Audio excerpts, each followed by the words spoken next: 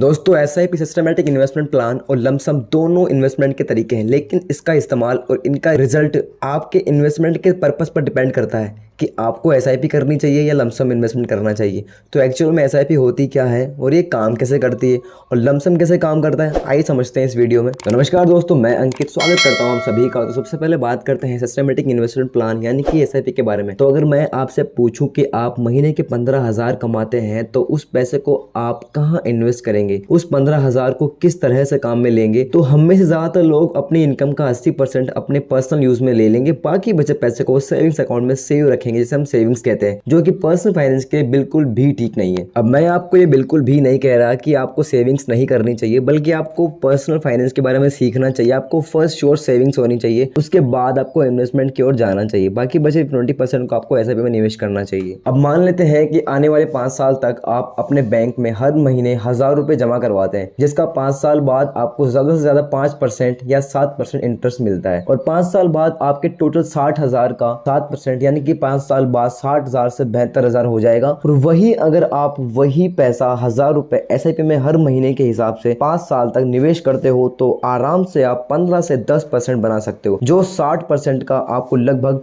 89,682 profit देगा। दोस्तों SIP एक ऐसा सिस्टमैटिक इन्वेस्टमेंट प्लान है जिसमें आप रेगुलर बेस पर एक फिक्स अमाउंट इन्वेस्टमेंट करते हो। अब वो इन्वेस्टमेंट आप हर महीने या 3 महीने या फिर 6 महीने या साल कैसे भी कर सकते हो, अपने हिसाब से फिक्स अमाउंट इन्वेस्ट कर सकते हो एक तरीके से। अब यहाँ आपको एक चीज सीखने की बहुत ज्यादा जरूरत है कि अगर महंगाई बढ़ रही है तो रुपी कॉस्ट या कि रुपए की वैल्यू कम हो रही है, और इन्वेस्टमेंट में वही रुपीज कॉस्ट कई गुना बढ़ रही है। एसआईपी आपको टाइम के साथ रुपी कॉस्ट ओवर एजिंग का फायदा देता है। जब मार्केट के रेट्स कम होते हैं आपको कम यूनिट्स मिलते हैं, और जब मार्केट के रेट्स बढ़ते हैं आपको ज़्यादा यूनिट्स मिलते हैं। इस तरह से आप एसआईपी में मार्केट के अप्स एंड डाउन्स का फायदा उठा सकते हैं। एसआईपी करने का सबसे बड़ा फायदा ये होता है कि आप फाइनेंशियली डिसिप्लिन हो जाते हैं और आप एसआईपी की मदद से रेगुलर सेविंग्स भी कर पाते हैं। तो अब बात करते हैं लमसम इन्वेस्टमेंट की। तो एसआईपी और लमसम में इन्वेस्टमेंट का तरीका लगभग सेम ही होता है। एसआईपी में आप किसी छोटे अमाउंट को रेगुलर बेस पर एक फिक्स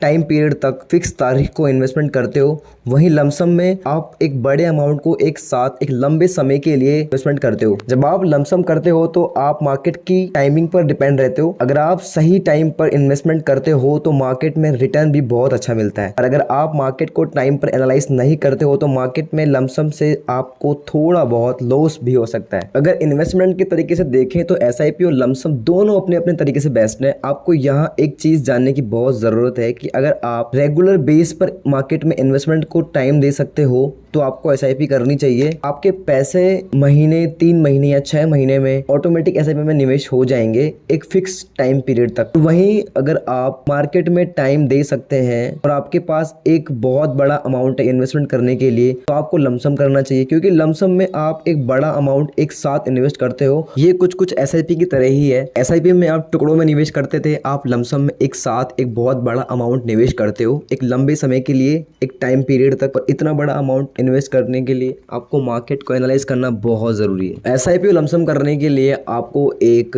डीमैट अकाउंट की जरूरत पड़ती है। आप खुद से इन्वेस्ट कर सकते हैं, एक अच्छे से मार्केट को एनालाइज कर लंबे समय के लिए प्रॉफिटेबल निवेश कर सकते हैं। एसआईपी और लमसम में अगर आप इन्वेस्ट करते हो तो इन्वेस्टमेंट से पहले आपको ये बात जाननी होगी कि आपके लिए सबसे बेस्ट क्या है, और उसके लिए आपको एक फाइनेंशियली गोल सेट करना होगा, इन्वेस्टमेंट के रिस्क एंड रिवॉर्ड को समझना होगा और जानना होगा कि आपके लिए प्रॉफिटेबल इन्वेस्टमेंट के लिए मार्केट की कंडीशंस क्या है। अगर आप एज ए बिगिनर हो तो एक अच्छे से फाइनेंशियल एडवाइजर से सलाह ले सकते हैं। और दोस्तों और ऐसे ही नॉलेजेबल वीडियो जानने के लिए आप चैनल को सब्सक्राइब कर सकते हैं, वीडियो को लाइक कर सकते हैं।